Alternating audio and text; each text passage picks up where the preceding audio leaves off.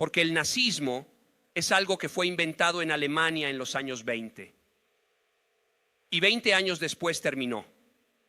En 1945, todos los líderes nazis murieron. Cualquiera que había sido nazista se apresuró a deshacerse del distintivo y a jurar que él, por caridad, sí, me había inscrito en el partido por obligación, pero nunca había sido nazista en mi vida, y el nazismo allí terminó.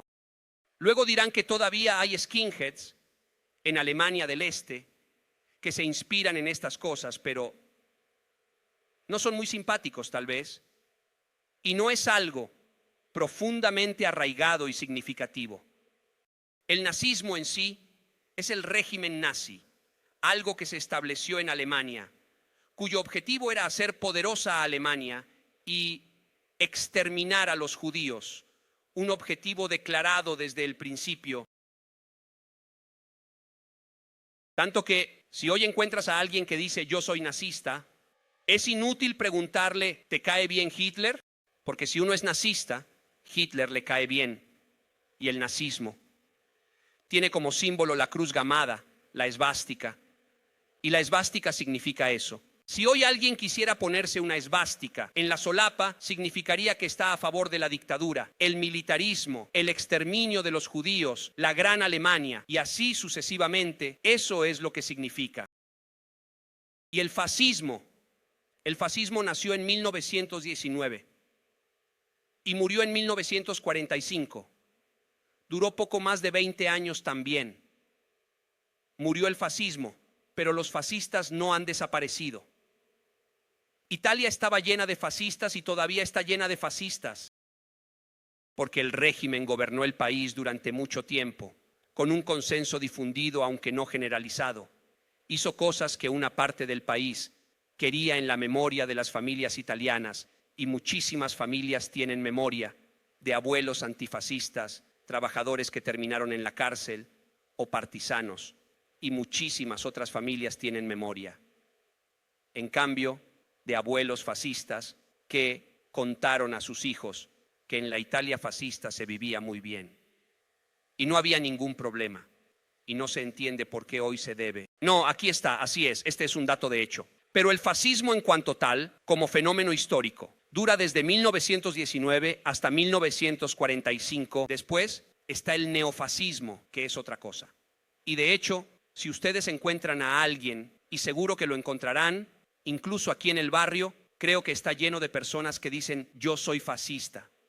En realidad es inútil preguntarles si les cae bien Mussolini, porque si uno es fascista, ser fascista significa identificarse con el régimen de Mussolini. Eso es. Y el haz elitario es el símbolo de ese régimen y de esos valores.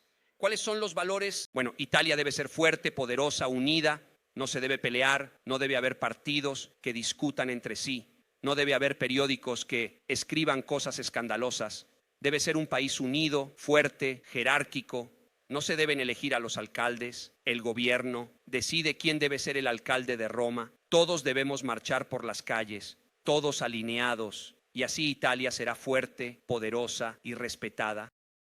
Es algo que le gustaba a mucha gente. Y a mí, si alguien me dice que le gusta esto, me parece bien, tiene todo el derecho de decirlo, por supuesto. Pero el fascismo es eso, mientras que el comunismo, admitamos que también ha terminado.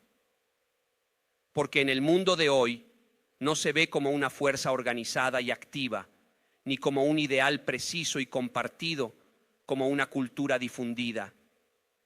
Aceptémoslo, se podría discutir naturalmente, pero admitamos que el comunismo ha terminado, que los chinos no son comunistas es toda otra cosa. Ahí sería largo, yo no sé nada al respecto, pero de todos modos admitamos que ha terminado. El comunismo nació a principios del siglo XIX. En 1848 se publica un librito firmado por Marx y Engels que comienza con las palabras: un espectro recorre Europa, es decir, los dueños, los ricos, sienten escalofríos porque se han dado cuenta de que sus trabajadores ya no se conforman con trabajar y ser explotados, sino que se están organizando y quieren algo, quieren cambiar el mundo. Comienza en la primera mitad del 800 y pasa el Ilam, dura hasta ayer, 150 años. El comunismo ha existido en todos los países, en el sentido de que en todos los países del mundo ha habido personas que decían, yo soy comunista, quiero el comunismo. Ha habido organizaciones y partidos comunistas. En la gran mayoría de los países nunca han llegado al poder, siempre han sido perseguidos. Ser comunista significaba arriesgarse a la cárcel o algo mucho peor, porque hay muchos países donde ser comunista en cierto momento significaba que te llevaban al paredón si te encontraban. Eso es. Después, los partidos comunistas llegaron al poder en muchos países. Primero en Rusia, en 1917, y luego, después de la Segunda Guerra Mundial, en 1945, en muchos otros países. Y no hay ninguna duda de que su gobierno fue desastroso. No hay ninguna duda de que los comunistas, donde quiera que han llegado al poder, han establecido regímenes fallidos. En la Unión Soviética se estableció un régimen homicida y asesino que ha dado muchas cosas, mucha más igualdad que bajo el capitalismo, pero también mucha retórica vacía, mucha propaganda insoportable y mucha violencia homicida. Stalin encarna un comunismo en el poder que, en sus años, en esos 20 años en los que Stalin estuvo al mando en la Unión Soviética, causó más muertes que las que causó Hitler. Claro, después de eso, el comunismo es eso. Ve a decirle a uno que luchaba por organizar a los trabajadores y hacerlos huelga, en la Italia recién unida de Vittorio Emanuele II, que el comunismo son los campos de concentración. Ve a decirles a aquellos que se dejaron matar precisamente en muchos países, luchando contra el colonialismo, por ejemplo, y pensando que el comunismo era algo maravilloso. Eran unos ilusionados, puede que sí, pero ser comunista para la gran mayoría de la gente que ha sido comunista durante 150 años ha significado que soñamos con un mundo mejor, es decir, no un mundo donde todos marchamos en filas y invadimos Etiopía o Polonia, bien entendido.